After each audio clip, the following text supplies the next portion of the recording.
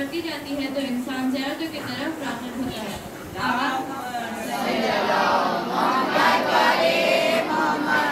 آغاز مجلس میں ہی چند جملے فضائل زیارت کے کہنا چاہوں گی۔ ایک مرتبہ کا واقعہ ہے، رسول خدا اپنی ایک زوجہ کے ساتھ تشریف فرما تھے۔ باتوں ہی باتوں میں محبت امام حسین علیہ السلام اور زیارت امام حسین علیہ السلام کا ذکر نکلا۔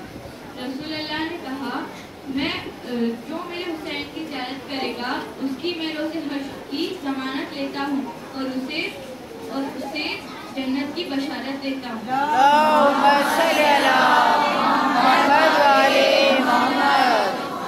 اور اتنا ہی نہیں، اسے میرے ساتھ کیے ہوئے حج کا ثواب عطا کروں گا۔ صلوات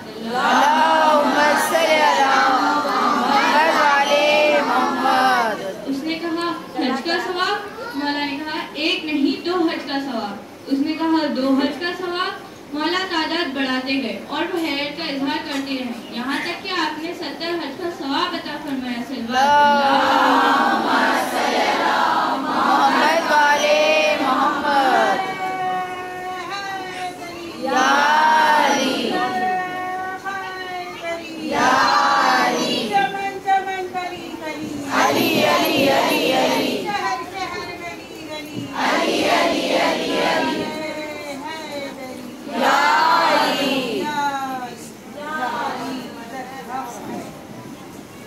عزیزو اتنا ہی نہیں اور فائدے سماعت فرمائیے۔ روز حشر کے دن تمام زائر ایک نور کے منبر کے پاس جمع ہوں گے اور سب کی پیشانی پر نور کی روشنائی سے لکھا ہوگا، حاضر زائر امام حسین علیہ السلام۔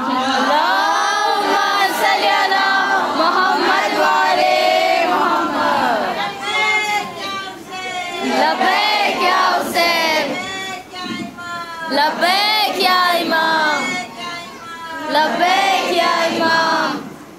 حاضر ظاہر امام حسین علیہ السلام۔ تمام لوگ دیکھ کر رشک کریں گے، جو نہیں آ سکے وہ افسوس کے ساتھ کہیں گے کہ کاش ہم اس عظیم عبادت سے محروم نہ رہتے، کاش ہم اس عظیم عبادت سے محروم نہ رہتے۔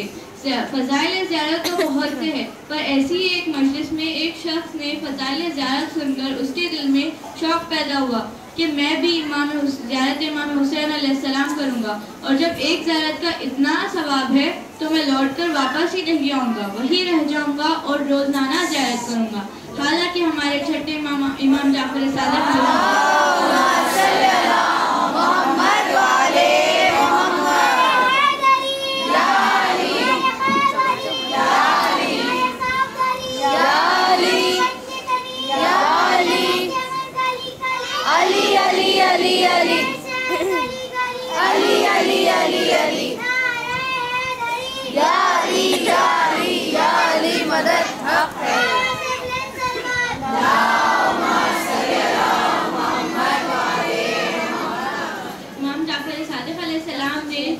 آداب زیارت بتائے ہے وہ مفاتیح الجناح میں تحریر ہے، جس میں یہ صاف لکھا ہے کہ زائر کو چاہیے کہ وہ زیارتوں پر جا کر وہاں رہنے کا ارادہ نہ کرے، بلکہ یہ قصد رکھے کہ میں زیارتوں کو جا کر واپس لوٹ کر اپنے وطن واپس آؤں گا اور پھر اپنے وطن سے واپس زیارتوں کو جاؤں گا۔ جتنی بار اسباب قسمت ساتھ دے، اسباب فراہم ہو، میں زیارتیں کرتا رہوں گا۔ عزیزو، جب ہم کسی قافلے کے ساتھ زیارتوں پر جاتے ہیں تو انہی کے ذمہ رہنا، کھانا پینا، زیارتیں کروانا ہوتا ہے۔ یہ شخص بھی ایک قافلے کے ساتھ زیارتوں پر گیا۔ جب تک قافلہ وہاں تھا یہ ان کے ساتھ رکا، اور جب قافلہ جانے لگا تو یہ ایسی جگہ چھپ گیا جہاں اسے کوئی ڈھونڈ نہیں پایا۔ تمام قافلے والے ڈھونڈ کر تلاش کر تھک گئے تھے اور وہ لوگ چلے گئے۔ جب قافلے والے چلے گئے تو یہ خوش ہوا اور خوشی سے کہنے لگا، چلو اچھا ہوا یہ لوگ چلے گئے، اب میں یہی رہوں گا اور روزانہ زیارت کروں گا۔ انسانی بدن کو رہنے کھانے پینے کے لیے پیسے اور جگہ کی ضرورت ہے، لیکن نہ اب اس کے پاس گھر تھا نہ پیسے۔ یہ روز مزدوری کرتا اور کھانا کھاتا اور روزانہ زیارت کرتا اور جہاں جگہ ملتی وہاں سو جاتا۔ ایک دن میں حرم امام حسین علیہ السلام میں بیٹھا تھا کہ اس کے پاس ایک صاحب آ کر بیٹھے. صلی اللہ محمد والے محمد. آنے والے صاحب کی شخصیت ایسی دل کو چھونے والی شخصیت، یہ اس میں ڈوب کر رہ گیا. اس آنے والے صاحب کی شخصیت، نورانی چہرہ اور دل کو چھونے والی آواز، یہ اس میں ڈوب کر رہ گیا. آنے والے صاحب نے اسے سلام کیا. اس نے سلام کا جواب دیا. ان صاحب نے کہا تم روزانہ کام کی تلاش میں رہتے ہو، میرا ایک کام کرو گے؟ تمہیں جتنی مزدوری ملتی ہے مجھ سے لے لینا. اس نے کہا ہاں فرمائیے آپ کا کیا کام ہے، میں آپ کا کام ضرور کروں گا. ان صاحب نے کہا وادی السلام نجف کے قریب ایک قبرستان ہے، تمہیں رات بھر وہاں گزارنی ہے اور جو کچھ گزری مجھے آ کر بتا دینا. اس نے کہا ہاں کیوں نہیں، قبرستان ہے تو کیا ہوا، میں آپ کا کام ضرور کروں گا. یہ سن کر وہ صاحب چلے گئے. دوسرے دن جب یہ وادی السلام گیا تو وہ تھوڑی دیر بیٹھا ہی تھا کہ اس سے نیند آ گئی اور وہ سو گیا. اگلے دن جب ان صاحب سے ملاقات ہوئی تو ان صاحب نے پوچھا کیا تم نے میرا کام کیا؟ تو اس نے جواب دیا نہیں، مجھے نیند آ گئی تھی اور میں سو گیا تھا، پر کل میں آپ کا کام ضرور کر دوں گا. ان صاحب یہ سن کر وہ صاحب چلے گئے. اگلے دن بھی یہی ہوا. وہ کھانا کھا کر گیا کہ دیکھوں گا کہ کیا ہوتا ہے، لیکن اسے نیند آ گئی اور وہ سو گیا. 3-4 دن ایسے ہی گزر گئے اور وہ کام نہیں کر پایا. ان صاحب نے ناراضگی سے کہا رہنے دو، تم سے یہ کام نہیں ہوگا، میں اپنا کام کسی اور سے کروا لوں گا. اس نے شرمندگی سے کہا نہیں، میں آپ کا کام اب ضرور کر دوں گا، میں وعدہ کرتا ہوں کہ میں آپ کا کام ضرور کر دوں گا. دوسرے دن جب وہ وادی السلام گیا تو اس نے جانماز بچھا کر 2 رکعت نماز پڑھی اور یہ دعا کی اے پروردگارہ میری عزت رکھ لے، مجھے رات بھر جگا دے. اور وہ رات بھر جاگا. اب وہ کچھ دیر بیٹھا ہی تھا کہ کچھ لوگ ایک جنازہ لیے ہوئے آئے، اسے دفن کیا اور چلے گئے. پھر کچھ دیر بعد اور کچھ لوگ آئے اور ایک جنازہ دفن کر چلے گئے. رات بھر اتنے جنازے آئے، ایک کے بعد ایک آتے رہے. وہ گنتے تھک گیا. کل جب ان صاحب سے ملاقات ہوئی تو اس نے فوراً کہا کہ میں نے آپ کا کام کر دیا، پر پہلے آپ مجھے یہ بتائیے کہ پاس کے کسی قریے میں کوئی وبا پھیلی ہے جو اتنے لوگ مرے؟ میں گنتے تھک گیا، بے شمار جنازے. ان صاحب نے جواب دیا نہیں، کوئی وبا نہیں پھیلی ہے، بلکہ تمام دنیا میں جو کوئی ہمارا چاہنے والا یعنی شیعہ مرتا ہے تو اسے فوراً فرشتے یہاں لے کر آ جاتے ہیں. جس کی بھی صلی اللہ محمد والے محمد. گلشن ڈالی پتا کلی علی ذرہ بول رہا ہے پیارے محمد پیارے علی یا علی بلند صلوات. اللہم صلی اللہ محمد والے محمد. کے دل میں ہماری محبت ہوتی ہے وہ فوراً یہاں پہنچا دیا جاتا ہے. انہوں نے کہا اب تمہیں یہاں رکنے کی کوئی ضرورت نہیں، اب تم اپنے وطن واپس جاؤ. اس نے رو کر کہا تم نے اپنی بیٹی، تم زیارتوں کو نکلتے وقت تم نے اپنی بیٹی سے وعدہ کیا تھا کہ میں جلد لوٹ کر واپس آؤں گا. وہ رو کر بے قرار ہے، اب تم اپنے وطن واپس جاؤ. کل اس نے جانماز بچھا کر 2 رکعت نماز پڑھی ہے اور یہ دعا کی پروردگارہ مجھے میرے بابا سے ملا دے. اس نے روتے میں آپ کو جناب فاطمہ صغریٰ کی بے قراری کا واسطہ مجھے میرے بابا سے ملا دے. وہ رونے لگا اور کہنے لگا آپ کون ہیں اور یہ سب کیسے جانتے ہیں؟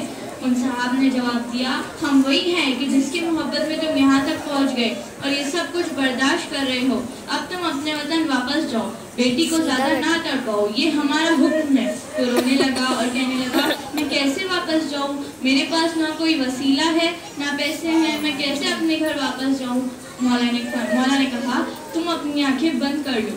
اس نے آنکھیں بند کر لی اور جب مولا نے کہا اپنی آنکھیں کھولو تو اس نے آنکھیں کھولی. آنکھیں کھولنے پر وہ کیا دیکھتا ہے کہ وہ اس کے گھر کے دروازے پر کھڑا ہے. اللہم صلی اللہ محمد والے محمد.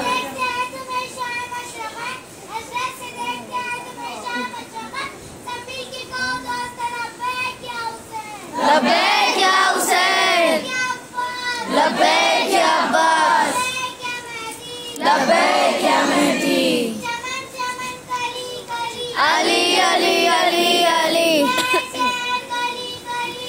अली अली अली अली या अली या अली या अली मदद हक है।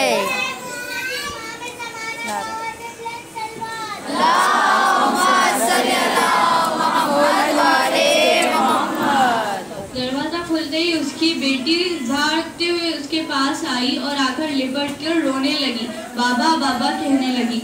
हाँ अजीजो, ये वही अय्याम है, ये काफिले हरम लौट कर वतन वापस आया है। 28 रजब को एक ऐसी ही बेटी अपने बाबा से विदा हुई थी, पर फिर लौट कर मिल न सकी। बशीर बिन जज़लम मदीने में निदा दे रहा है, दी बशीर ने रो के ये सदा, लुट गए हरम मर गए हुसैन। दी बशीर ने रो के ये सदा, लुट गए हरम मर गए हुसैन। तमाम मदीने वाले रोते हुए दौड़ते हुए फरियाद करते हुए अपने घरों से बाहर निकले।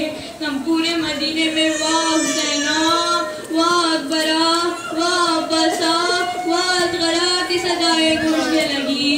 तमाम मदीने वाले रोने लगे, सर को पीट पीट कर रोने लगे।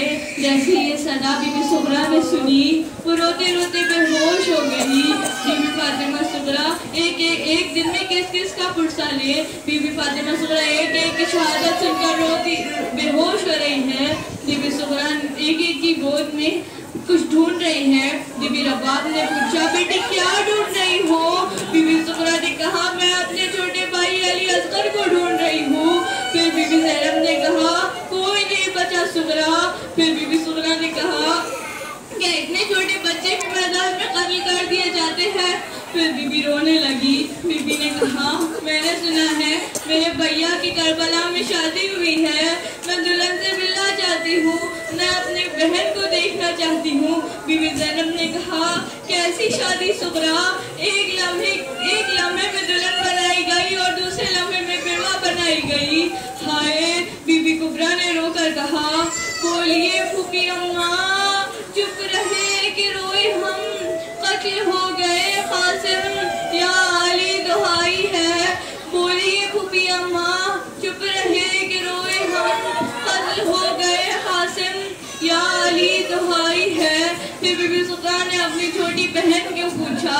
फिर बीबी ने कहा, बीबी ज़ैनब ने जवाब दिया, बड़ी ख्वाहिश थी सुगरा उसे वतन वापस आने की, पर वो आ न सकी। बीबी सुगरा ने कहा, हाय, बीबी सुगरा ने कहा कि मेरे भैया अली अकबर ने मुझसे वादा किया था कि मैं तुमसे मिलने ज़रूर लौट कर वापस आऊँगा।